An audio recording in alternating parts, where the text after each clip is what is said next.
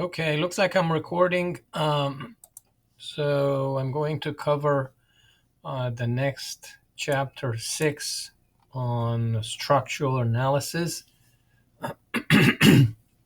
which discusses trusses made of simple triangular frames. And then there is a section on frames and machines. So um, trusses are, like I said, structural elements, and although they always occur in space, they can be analyzed as most of them as two-dimensional systems of you will see two force members. Um, and here it shows an example. So roof truss, and it could be paired or could be in between additional supports, and they are connected with purlins. And then we have bridge-like trusses that support the deck. We have, as you can see, we have the sides of this, for this example, of this configuration. So two of them. And then there's floor beams that connect them with stringers, and then the deck added on top. Um,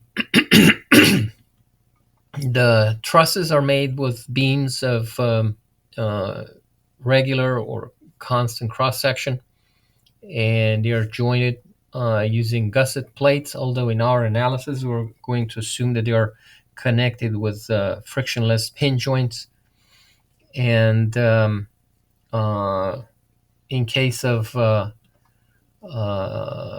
bridge trusses, um, for to allow for thermal expansion, there is a rocker or roller uh, on one end, and they are pinned on the other end, which makes them as a whole statically determined.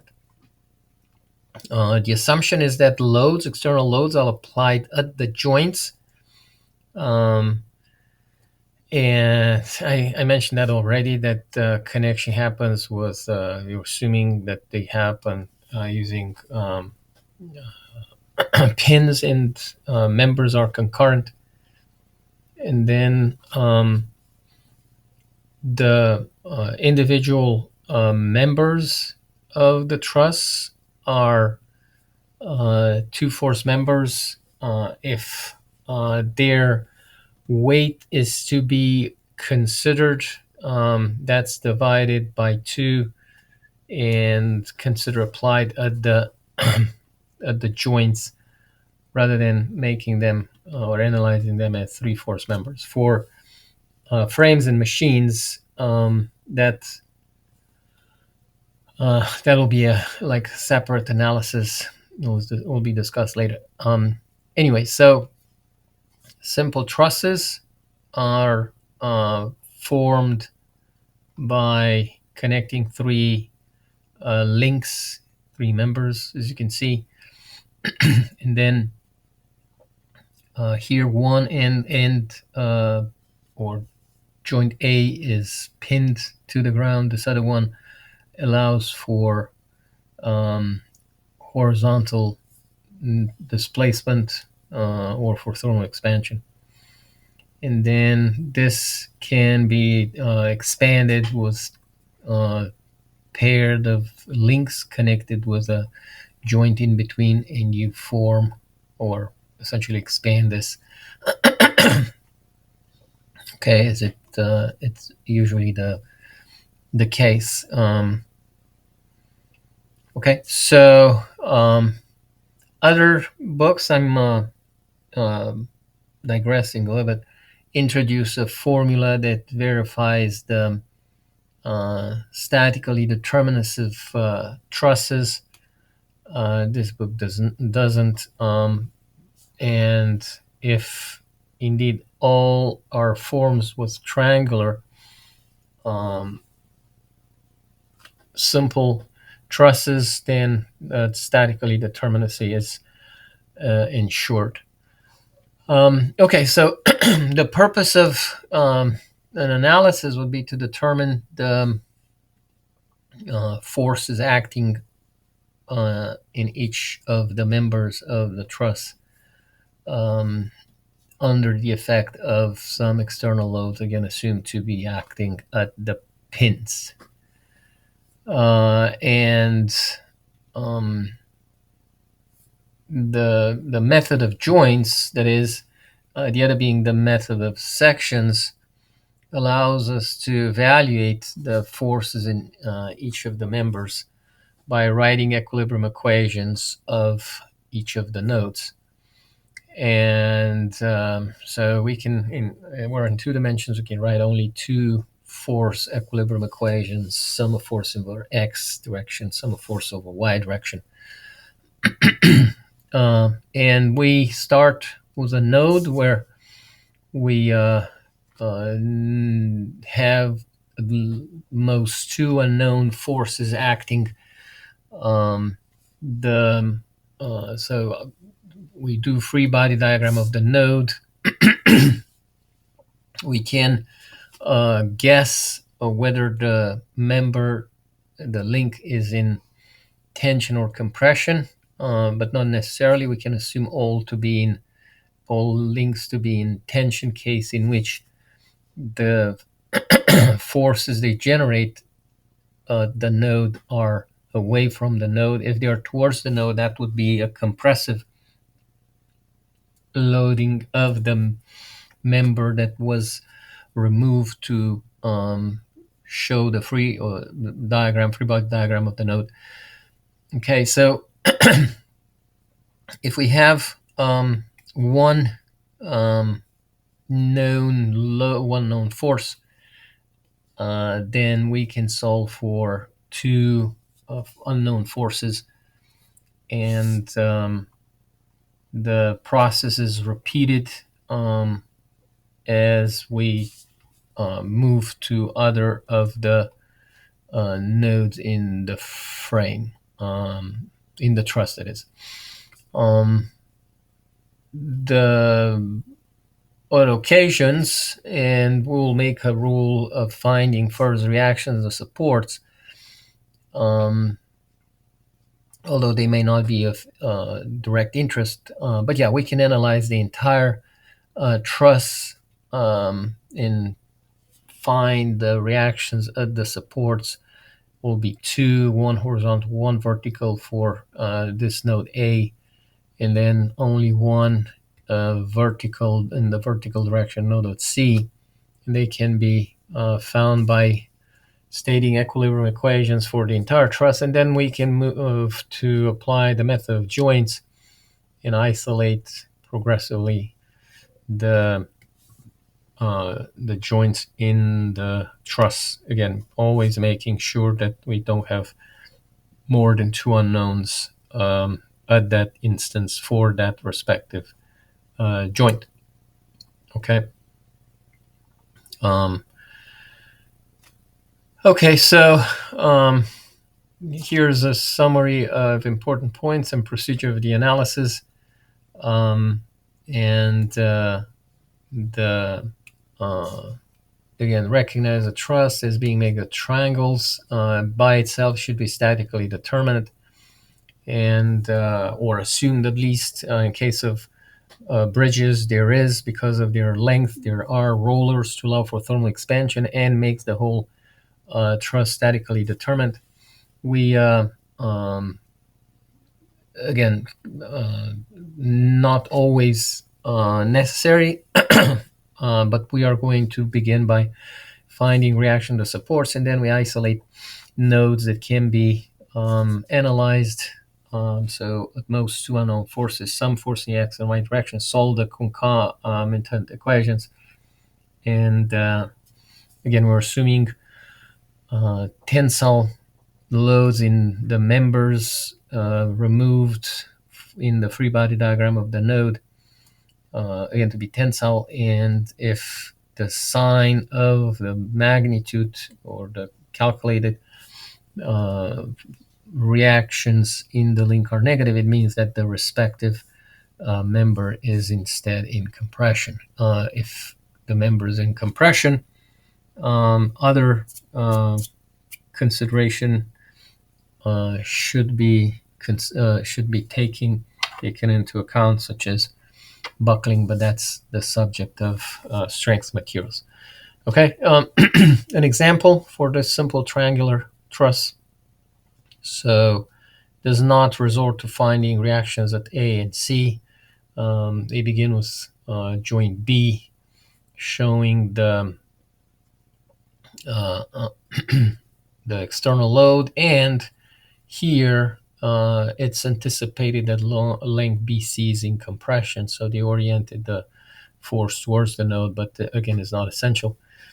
And you solve for the two unknowns. You know the geometry, 45 for 2 meter isosceles triangle, 45 degrees. Okay, and then you write equilibrium equation for the free node A.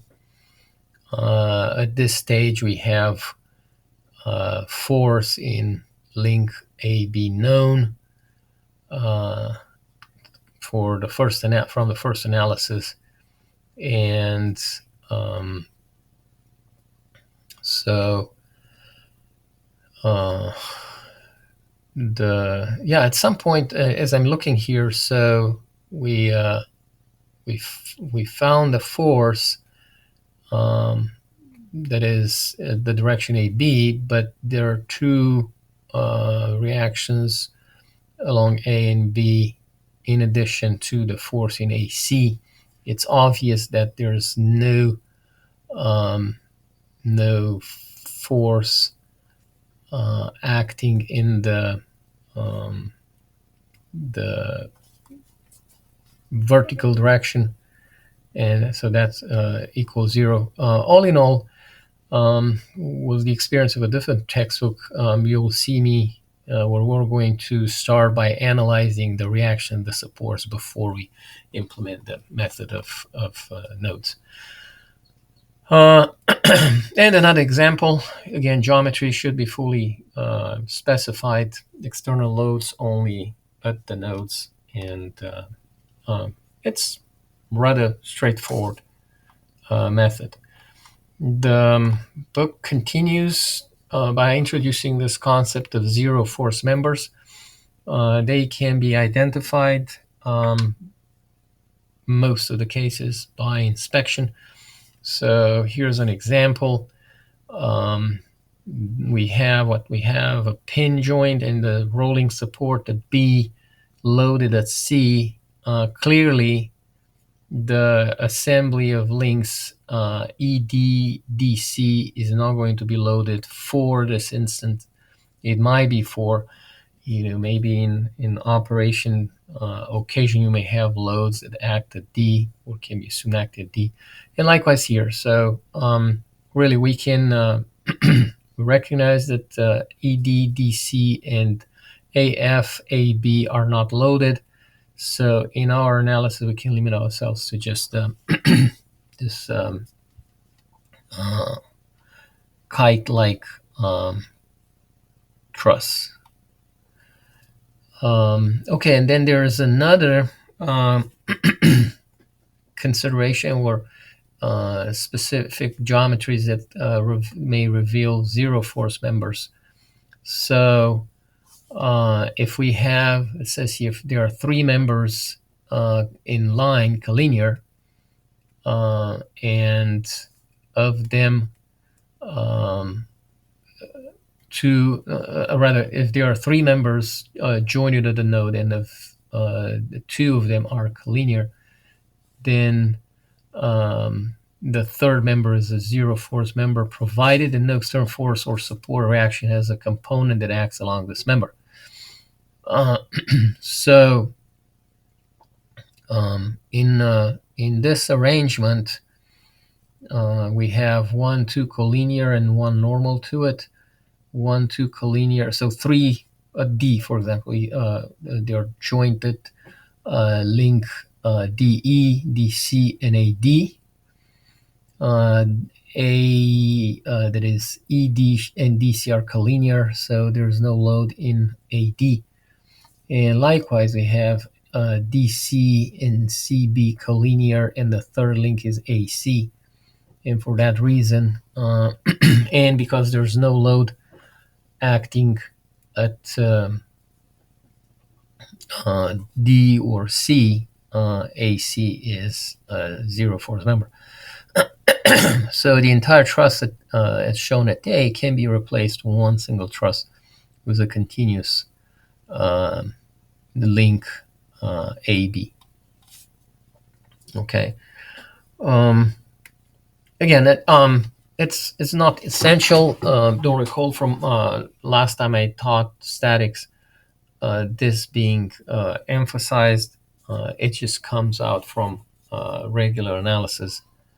But it saves on calculation effort if we can identify the zero force members. Some other examples here. So we have symmetric Fink roof truss, and at D there's no load, so we expect for that reason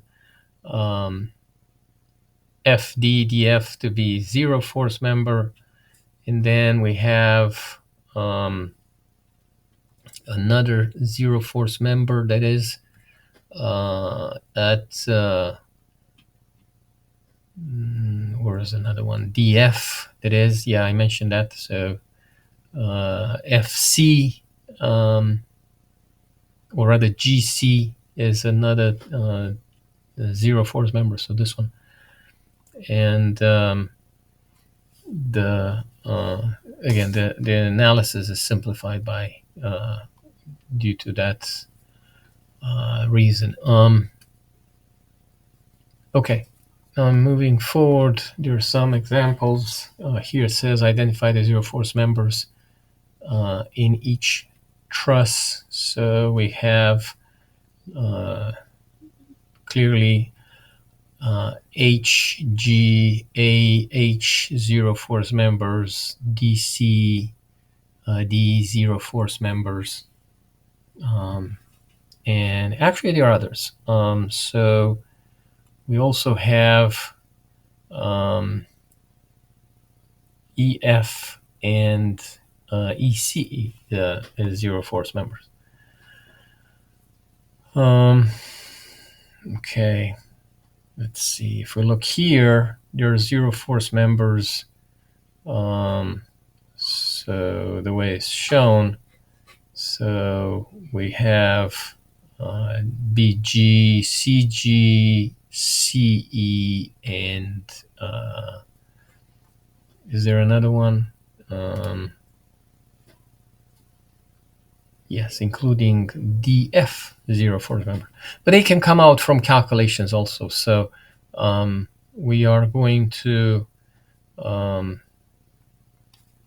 emphasize this to only a limited extent. Okay.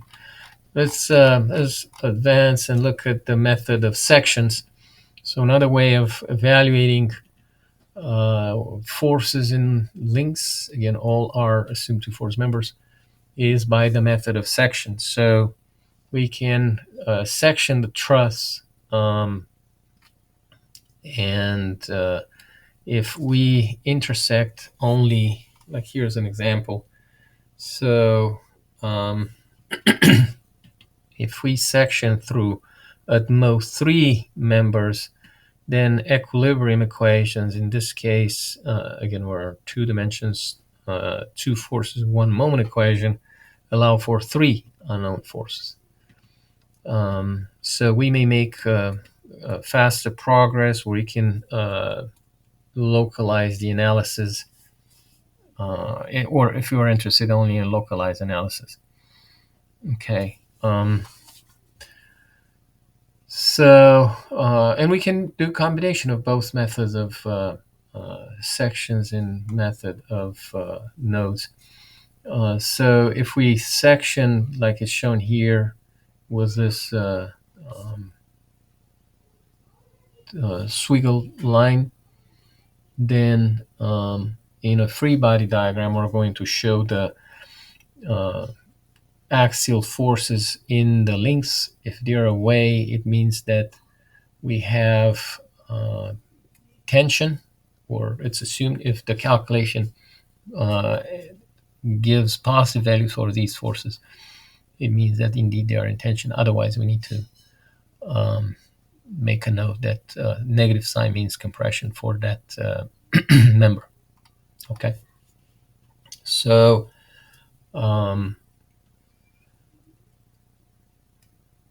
the method of section is more in line to what we study in previous chapter, but we need to spend maybe more time doing the geometry part. Okay, so here it says about the moment equation. So forces over x and y moment equation should be done about points that lie at the intersection of unknown forces, so that we eliminate the unknown forces as if we see here. So if we sum moments about it's given the external force 1, 2, 3 unknown force. If we sum moment about this point C, there will be only the third force occurring in the moment equation, so we can solve for it directly. Summing moments about any other point, well, maybe we can sum moments about point G, case in which it will be only FBC that occurs in the moment equilibrium equation. But any other point that we sum moments about will introduce two unknowns. So that will couple the moment equation. It needs to be solved together with the sum of forces equations. Again, anything that simplifies the analysis and eliminate or reduces the possibility of mistakes should be considered. Okay, and examples and more examples. Space trusses. There's this section here discusses space trusses. We're going to assume ball joint connections, likewise frictionless, so smooth. And here, the moment of nodes will have three components: sum of forces in the x, sum of forces in the y, sum of forces in the z, all equals 0.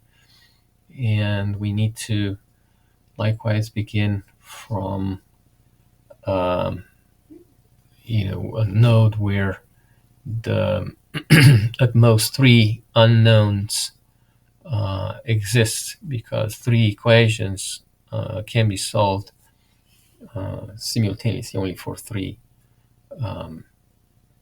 unknowns. And then for the moment of sections, we can write six equilibrium equations. So at most six unknowns are introduced by sectioning the truss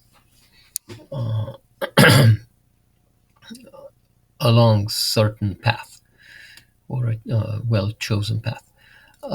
Okay, some numerical examples here. So we have a three-dimensional truss.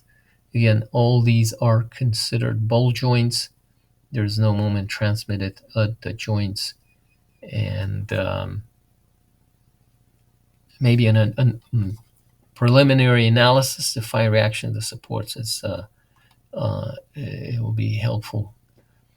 Some examples, and then moving forward to frames and machines.